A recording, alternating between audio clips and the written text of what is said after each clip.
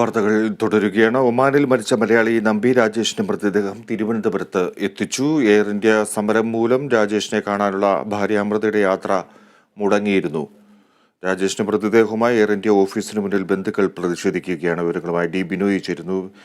ബിനോയ്, ഭാര്യയ്ക്ക് അവസാനമായി രാജേഷിനെ കാണാൻ കഴിഞ്ഞില്ല. എയർ ഇന്ത്യയുടെ സമരമാണ് അവരെ വലച്ചത്. ഇപ്പോൾ എങ്ങനെയാണ് മൃതദേഹവുമായി ഇവർ പ്രതിഷേധിക്കുന്നത്? ഒരാഴ്ച മുമ്പാണ് നമ്പി രാജേഷിന് ഒമാനിൽ വെച്ച് അയാൾ IT വകുപ്പിലെ ഒരു ഉദ്യോഗസ്ഥനാണ്. IT ജോലി ചെയ്യുന്ന ഒരു ഉദ്യോഗസ്ഥനായിരുന്നു. പെട്ടെന്ന്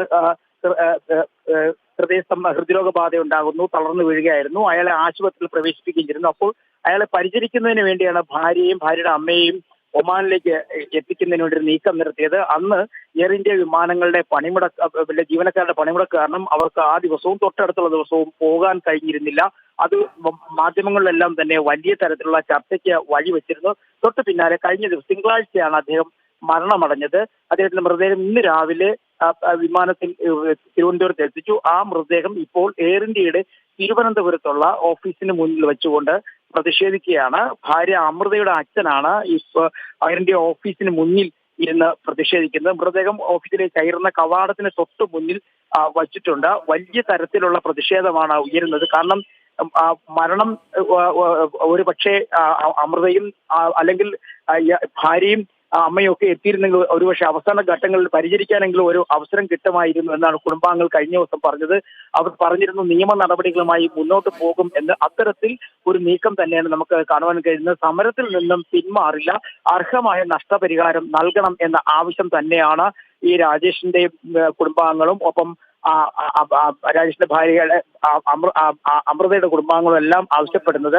ഇവരുടെ ഏതാനും ചില അടുത്ത ബന്ധുക്കൾ മാത്രമാണ് ഇന്ന് രാവിലെ മൃതദേഹവുമായി ഇവിടെ എത്തിച്ചതിന് ശേഷം മൃതദേഹം പുറത്തെടുത്ത് വെച്ച് പ്രതിഷേധിച്ചു കൊണ്ടിരിക്കുന്നത്. 2 കുഞ്ഞു കുട്ടികളാണ് ഈ ഇദ്ദേഹത്തിനുള്ളത്. ആ കുടുംബത്തിന്റെ തന്നെ ഏറ്റവും വലിയ പിന്തുണയായിരുന്നു അല്ലെങ്കിൽ സഹായമായിരുന്നു രാജേഷ്. അദ്ദേഹത്തിന്റെ മരണം വല്ലാതെ തന്നെ ആ കുടുംബത്തെ തകർത്തിരുന്നു. അത് അന്ന് തന്നെ മാധ്യമങ്ങളോട് അദ്ദേഹം പറയുകയും ചെയ്തിരുന്നു. അത്തരത്തിൽ വലിയ ഒരു ദുഃഖകരമായ ഒരു അവസ്ഥയായിരുന്നു ആ കുടുംബത്തിന്. ഇതെല്ലാം അറിഞ്ഞുകൊണ്ട് തന്നെയാണ് ഇന്ന് ഒരു ശക്തമായ പ്രതിഷേധവുമായി കുടുംബാംഗങ്ങൾ മുന്നോട്ട് വന്നിരിക്കുന്നത്. മൃതദേഹം ഇപ്പോൾ എയർ ഇന്ത്യ, അതായത് തിരുവനന്തപുരം ഈഞ്ചയ്ക്കലുള്ള എയർ ഇന്ത്യ ഓഫീസിന് മുന്നിൽ മൃതദേഹം എത്തിച്ചുകൊണ്ട് വലിയ തരത്തിലുള്ള പ്രതിഷേധം നടത്തുകയാണ്. അതായത് എയർ ഇന്ത്യ അധികൃതർ ഏതെങ്കിലും തരത്തിൽ ഈ പ്രതിഷേധത്തോട് പ്രതികരിക്കുന്നുണ്ടോ? അവർ എന്തെങ്കിലും സംസാരിക്കാനോ ചർച്ചയ്ക്കോ തയ്യാറാകുന്നുണ്ടോ? അവരുടെ ആവശ്യങ്ങൾ അംഗീകരിക്കാൻ തയ്യാറാകുന്നുണ്ടോ? മൃതദേഹം എപ്പോൾ വീട്ടിലെത്തിക്കും എന്നതിനെ സംബന്ധിച്ച് സംശയങ്ങൾ ഇപ്പോഴും നിൽക്കുകയാണോ? നിലവിൽ ഇതുവരെയായും എയർ ഇന്ത്യയുടെ ഒരു ഉദ്യോഗസ്ഥൻ പോലും ഈ ബന്ധുക്കളുമായി സംസാരിച്ചിട്ടില്ല. അവർ വന്നിട്ടില്ല. ഏതാനും ചില പോലീസ് ഉദ്യോഗസ്ഥർ മാത്രമാണ് ഇവിടെ ഉള്ളത്. അത്തരത്തിൽ എയർ ഇന്ത്യയുടെ ഉദ്യോഗസ്ഥർ വന്ന് ഈ വിഷയങ്ങളുമായി സംസാരിച്ച് നഷ്ടപരിഹാരവുമായി ബന്ധപ്പെട്ട കാര്യങ്ങൾ ചർച്ച ചെയ്യുന്നത് വരെ മൃതദേഹവുമായി പ്രതിഷേധം തുടരും എന്ന് തന്നെയാണ് ബന്ധുക്കൾ നമ്മളോട് പറഞ്ഞത്.